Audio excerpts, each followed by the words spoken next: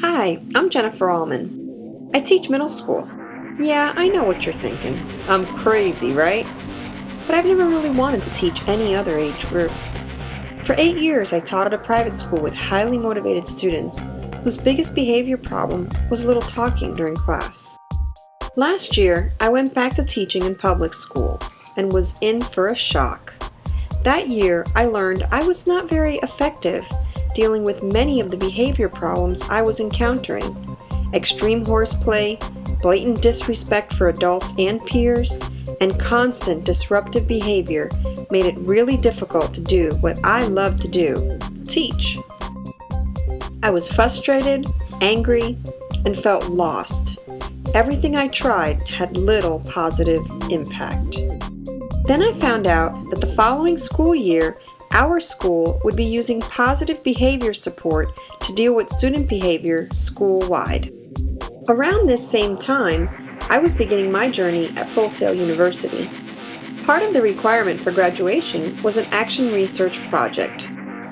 I started thinking about what I could research that would have the greatest impact on my current teaching. Then I had an idea. How about my journey implementing PBS in my classroom? It was worth a try. I had nothing to lose, because it sure couldn't get any worse. And so begins my action research project that asks the question, can PBS improve behavior in the classroom?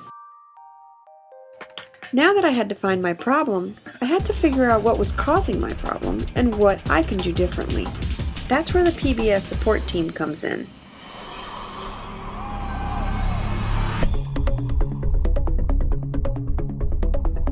The PBS team is made up of trained coaches, administrators, teachers, and other support facilitators that make database decisions, foster a sense of unity among faculty and staff, and provide necessary support.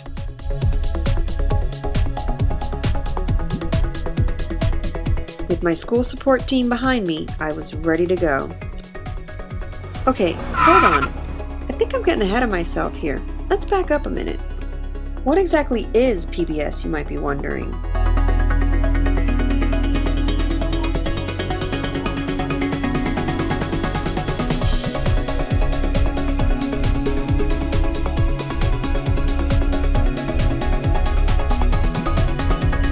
PBS is a school-wide, three-tiered continuum of services designed to meet the needs of all students, including even the most difficult behavior problems.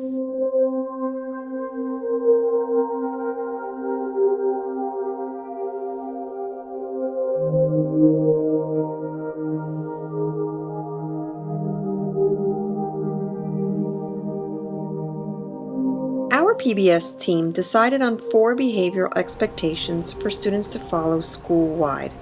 Be safe, be respectful, be responsible, be productive.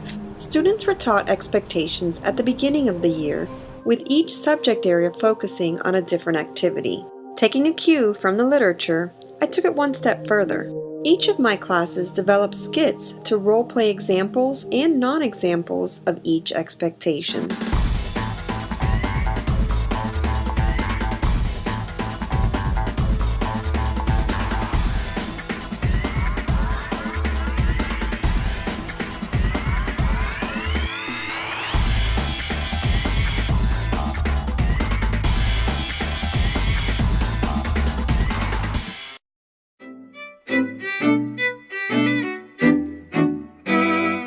I also implemented strategies suggested by the PBS team to promote a positive classroom culture.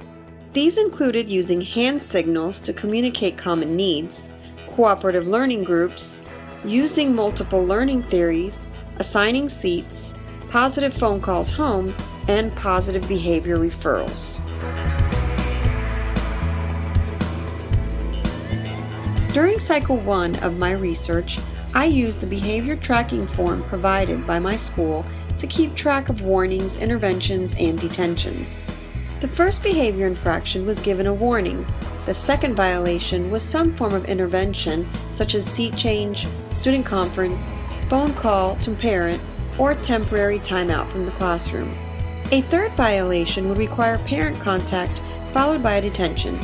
If these consequences were not sufficient to decrease behavior, the student could then be referred for additional interventions provided by the behavior support group established at the school. Although this behavior tracking form was required, for Cycle 2 I designed a more practical way to keep track of minor disruptions such as talking and off-task behaviors that seemed to add up quickly throughout the class period. At the end of the day, I could tally up the number of reminders or warnings given out to the student during the class period.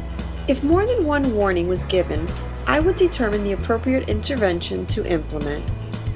The following day, if students received a warning or detention, they would sign a form specifying what behavior needed to be addressed and what level of infraction was received.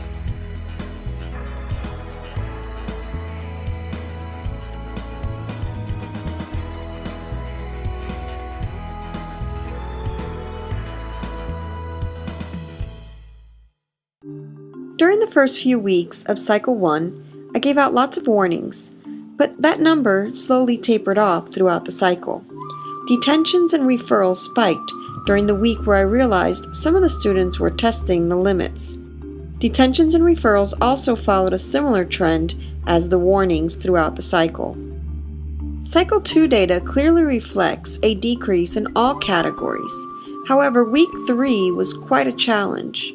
The students had been doing quite well for a number of weeks. It was the week before winter break, and the students hadn't had a formal lesson on the expectations for 3 months.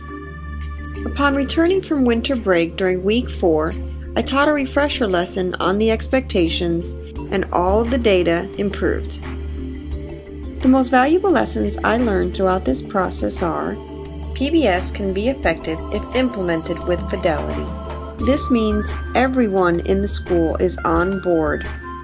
Students respond well when there are positive consequences for good behavior, clear expectations of desired behaviors, and consistent consequences for negative behaviors.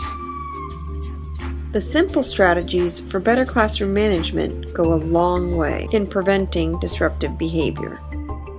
Finally, the first year of implementation isn't always the smoothest. There are mistakes to be made, lessons to be learned, and improvements to continually make. Going into our second year of implementation, I look forward to seeing how these lessons will translate into even more positive changes.